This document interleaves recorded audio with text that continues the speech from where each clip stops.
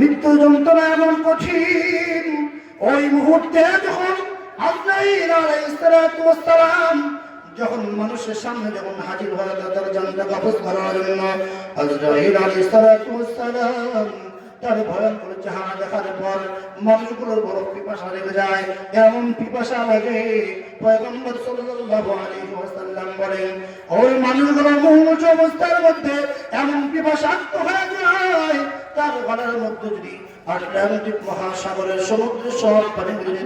তার গলার মধ্যে ঢেলে দেওয়া হয়, যদি সারা পৃথিবীর সব নদী নালা খাল বিল সব জায়গার পানিগুলো যদি ওই মুমূর্ষু ব্যক্তির মুখের মধ্যে যদি ঢেলে দেওয়া হয়, তারপরে ওই ব্যক্তির পিপাসা নিবারণ হয় না। কিন্তু পয়গম্বর সরকার তো আলম জনাব রাসূল করিম সাল্লাল্লাহু আলাইহি ওয়াসাল্লাম বলেন, যার একজন সন্তান হাফেজ কোরআন হয়, মাদ্রাসার মধ্যে যখন লেখাপড়া করে,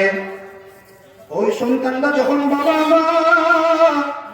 মুমূর্ষু অবস্থার মধ্যে মৃত্যুর যন্ত্রণায় কাতর, ওই অবস্থার মধ্যে যখন মা বাবা যখন মৃত্যুর বিছানার মধ্যে যখন শুয়ে আছে, একজন হাফেজ কোরআন সন্তান ওই বাবা মার সামনে তার শিহরে বসে বসে যখন কোরআন কারীম যখন সূরাতুল ইয়াসিন যখন তেলাওয়াত করে, আল্লাহর পয়গম্বর সরকারুল আলম জনাব রাসূল করিম সাল্লাল্লাহু আলাইহি ওয়াসাল্লাম বলেন, যখন তার কর্ণ দিয়ে যখন কোরআন কারীমের সূরাতুল ইয়াসিন তেলাওয়াত যখন তার শ্রবণ করতে থাকে, এই সূরা ইয়াসিনের কারণে আল্লাহ তাআলা মুমূর্ষু ব্যক্তির পিপাসাকে আল্লাহ তাআলা নিবারণ করে দেয়।